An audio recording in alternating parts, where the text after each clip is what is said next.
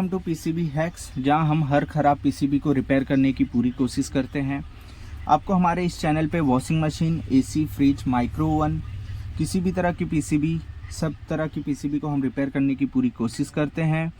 और हम आपको सिखाएंगे प्रोफेशनल पीसीबी रिपेयरिंग, वो भी आसान और मज़ेदार तरीके से।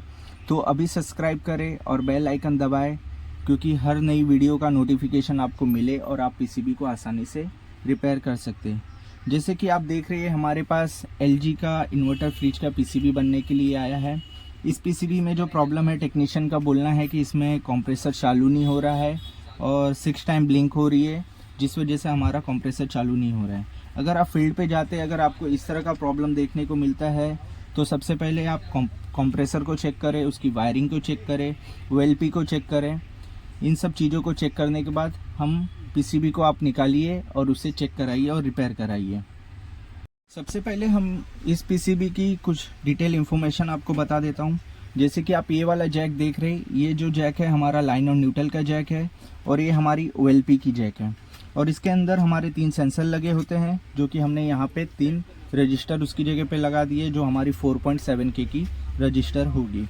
ये जो हमारा 2 कैपेसिटर दिया गया है, इस कैपेसिटर के ऊपर हमें प्लस 300 वोल्ट बनेंगे। ये हमारी एक ब्रिज रेक्टिफायर है। ब्रिज रेक्टिफायर का आप नंबर देख सकते हैं, जो लिखा हुआ है इसमें D5SB60। यहाँ पे जैसे कि आप देखेंगे, यहाँ पे हमारा बीच में हमारा 220 वोल्टेज एसी आएगा, और जो हमारी आउटपुट होगी वो हमारी 300 वोल्ट होगी। और ये हमारा लाइन न्यूट्रल का जैक है, जो हमारा यहाँ से होते हुए हमारी ओएलपी के इस जैक पे आएगा। जैसे कि आप देख रहे हैं, हमारी ओएलपी की जैक है, यहाँ पे आएगी। ये हमारी एसी वोल्टेज तब तक आगे पास नहीं होगी जब तक हमारी ये ओएलपी कनेक्ट नहीं होगी। अगर हमारी ओएलपी कनेक्ट नहीं होगी तो हमारी ये पीसीबी हमें डेड बताएगी। पीसीबी में कोई भी रिस्पांस और चालू नहीं होगा, पीसीबी हमें डेड बताएगा। सबसे पहले मैं इस पीसीबी में लाइन और न्यूट्रल दे देता हूँ। जैसे कि ये जैक हमारा लाइन और न्यूट्रल है। सबसे पहले हम इस जैक को लाइन और न्यूट्रल देंगे। ये हमारा फेज है, ये हमारा न्यूट्रल है। यहाँ पे हमारा एक स्टेटस एलईडी दी गई है, जो हमारा बताता है कि हमारी पीसीबी चालू है कि नहीं। एक एलईडी यहाँ पे दी गई है। सबसे पहले हम इस पीसीबी को चालू करते हैं। पीसीबी को हमने चालू किया, जैसे कि आप देख रहे हैं, यहाँ पे किसी भी तरह के कुछ भी एलईडी हमारी जली नहीं। हम सबसे पहले इस ओएलपी को हम डायरेक्ट करेंगे। जैसे हम इस पीसीबी को ओएलपी को हमने डायरेक्ट किया, जैसे आप देख रहे हैं कि यहाँ पे हमारी एलईडी जल रही है। यहाँ पे आप देख सकते हैं कि हमारी यहाँ पे एलईडी ग्लो हो रही है। और उसके बाद हमारी एक एलईडी यहाँ पे, ये जो हमारा एलईडी होता है, एरर एलईडी होता है। इसके थ्रू हमें पता चलेगा हमारे पीसीबी में क्या एरर आ रहे हैं। सबसे पहले हम इसे एसी वोल्टेज पे रख लेंगे मीटर को, और हम यहाँ पे वोल्टेज चेक करेंगे। यहाँ पे हम वोल्टेज चेक करेंगे। आप देख रहे हैं हमें यहाँ पे 230 वोल्ट आ रहे हैं, यहाँ पे एसी वोल्टेज आ रहे हैं। जब तक आप इसे डायरेक्ट नहीं करेंगे, हमारी पीसीबी चालू नहीं होगी। अब मैं पीसीबी को उल्टा करके आपको यहाँ पे हमारा 300 वोल्ट बनता है, आपको 300 वोल्टेज भी चेक करा देता हूँ। ये जो थी यहाँ पे हमें देख रहे 238 वोल्टेज आ रहा है, एसी वोल्टेज आ रहा है। ये जो हमारी आउटपुट होगी डीसी वोल्टेज होगी, जो हमारी 300 वोल्टेज के करीब बनेगी। ये आप देख रहे हैं कि हमें 326 डीसी वोल्टेज देखने को मिल रहा है। फिर उसके बाद आपको पीसीबी में यह भी पता होना चाहिए कि कहाँ पे कितने वोल्टेज बन रहे हैं।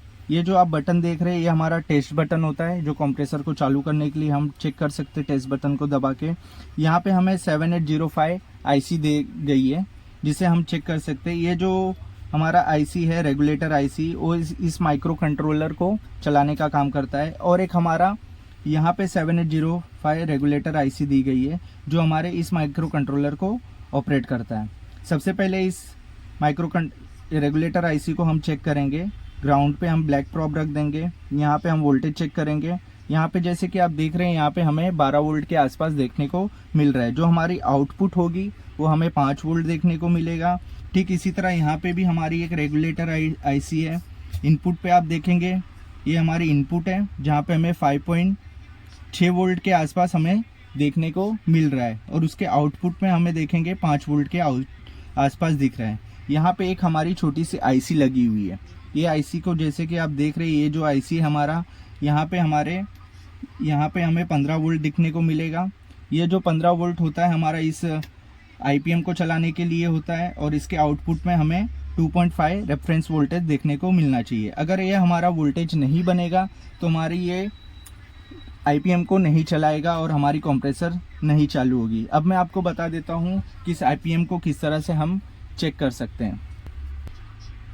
आईपीएम को चेक करने के लिए हम ये जो हमारी संट रजिस्टर आप देख रहे हैं, यहाँ पे हमारी संट रजिस्टर लगी हुई है, उसके ऊपर हम हमारा रेड प्रॉब रखेंगे और मीटर को हम कंटिन्यूटी मोड पे डायोड रेंज पे हम लेके जाएंगे और हमारी एक एक पिन पे यहाँ पे चेक करेंगे। जैसे कि आप देख रहे हैं यहाँ पे हमें 0.439 डायोड रीडिंग दिखा रही है। ठीक उसी तरह हमारे दूसरे पिन पे भी सेम रीडिंग दिखानी चाहिए और हमारी तीसरी पिन पे भी यही सेम रीडिंग दिखानी चाहिए। इससे हमें पता चलता है कि हमारा जो हाई साइड का आईपीएम का जो पिन है वो सारे सही बता रहे हैं। ठीक लो साइड के भी हमें उसी तरह से चेक करना रहता है। हमारे इस आईपीएम को चलाने के लिए 15 वोल्ट मिलते हैं और यहाँ पे हमारे 100 ओम्स के जो सिग्नल के रजिस्टर होते हैं, 6 रजिस्टर दिए गए होते हैं जो हमारे 100 ओम्स के रजिस्टर होते हैं। ये भी रजिस्टर काफ़ी ख़राब होते हैं, इन्हें भी आप 1 बाय 1 चेक कर सकते हैं कि इसकी जो रीडिंग है हमें 100 ओम्स के आसपास ही दिखानी चाहिए। यहाँ पर आप देखेंगे कि यहाँ पे 1 2 3 4 5 6 रजिस्टर दी गई है जिसकी वैल्यू 100 ओम्स की होती है। सबसे पहले हम इन रजिस्टर को भी चेक कर लेंगे कि ये हमारे बराबर है कि नहीं। मीटर को हम ओम्स रेंज पे रख लेंगे और 1 बाय 1 हम एक एक रजिस्टर को चेक करेंगे। ये हमारी जो पहली रजिस्टर है, ये आप देख रहे हैं कि यहाँ पे हमें 100 ओम्स के आसपास दिखा रहा है। ये हमारी दूसरी रजिस्टर है, ये भी हमें 100 ओम्स दिखा रहा है। ये हमारी तीसरी रजिस्टर है, ये भी हमें 100 ओम्स दिखा रहा है। ये हमारी चौथी रजिस्टर है। इसी तरह आपको 6 रजिस्टर को चेक करना है जिसकी वैल्यू हमें 100 ओम्स दिखानी चाहिए। अगर आपका कभी ये आईपीएम उड़ता है या शॉर्ट होता है तो आईपीएम चेंज करने से पहले इसके जो 6 सिग्नल आते हैं वो चेक करना बहुत ज़रूरी है।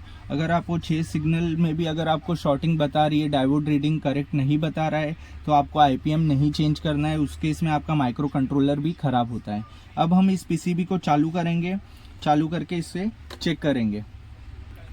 और एक इम्पॉर्टेंट बात आपको बता देता हूँ, जैसे कि आप यहाँ पे ये लेबल देख रहे हैं, ये जो कंपनी द्वारा दी गई होती है लेबल है, इसमें आप देखेंगे कि यहाँ पे हमें यहाँ पे कंप्रेसर नंबर दिया गया होता है। जैसे कि आप देख रहे हैं यहाँ पे BMG089 NHMV। ये जो हमारा लास्ट का जो NHMV है, यही नंबर का कंप्रेसर हमारे इस पीसीबी में काम करेगा। दूसरा कोई कंप्रेसर लगाएंगे तो वो वर्क नहीं करेगा। दूसरा कंप्रेसर लगाने पे वो चालू होके तुरंत बंद हो जाएगा, कुछ भी रिस्पांस नहीं करेगा आपका कंप्रेसर। इसके लिए आपको सेम मॉडल का सेम कंप्रेसर लगाना पड़ेगा। ये आप जैसे कि नंबर देख रहे हैं, ये हमारा NHMV नंबर का ही हमारा कंप्रेसर होना चाहिए, तो ही आपकी ये पीसीबी उस कंप्रेसर पे काम करेगी, नहीं तो हमारी पीसीबी काम नहीं करेगी। इस पीसीबी में हमने सारे कनेक्शन कर दिए हैं। यहाँ पे हमने लाइन और न्यूट्रल दे दिया है और यहाँ पे हमने कंप्रेसर का वायर अटैच कर दिया, कंप्रेसर अटैच कर दिया है। और ये हमारे सबसे इम्पोर्टेंट हमारे ये 3 सेंसर लगे होने चाहिए, नहीं तो आपका कंप्रेसर ऑन नहीं होगा। ये हमारी 4.7K की रजिस्टर है जिसको हमने लगा के रखा है। अब हम इस पीसीबी को चालू करते हैं। पीसीबी को चालू कर दिया है। हमारे यहाँ पे एक लाइट जल रहा है और हमारी यहाँ पे भी लाइट। कुछ टाइम वेट करेंगे, कुछ टाइम वेट करने के बाद हमारा कंप्रेसर चालू होगा और हम इस टेस्ट बटन को भी दबा के कंप्रेसर को चालू कर सकते हैं। कुछ टाइम वेट कर लेते हैं, देखते हैं। जैसे ही हमने इस टेस्ट बटन को चालू किया, हमारा कंप्रेसर चालू हो गया है। जैसे कि आप देख रहे हैं हमारा कंप्रेसर है, हमारा ये कंप्रेसर चालू हो गया है और अच्छे से रन कर रहा है। अब मैं आपको बता देता हूँ हमारा जो इस पीसीबी में प्रॉब्लम था, हमारी इस पीसीबी में क्या प्रॉब्लम थी। इस पीसीबी को हमने पहले ही रिपेयर कर दिया था। अब मैं आपको बता देता हूँ इस पीसीबी में क्या प्रॉब्लम था, जिस वजह से हमारा ये कंप्रेसर चालू नहीं हो रहा था और 6 टाइम ब्लिंकिंग का एरर दे रहा था।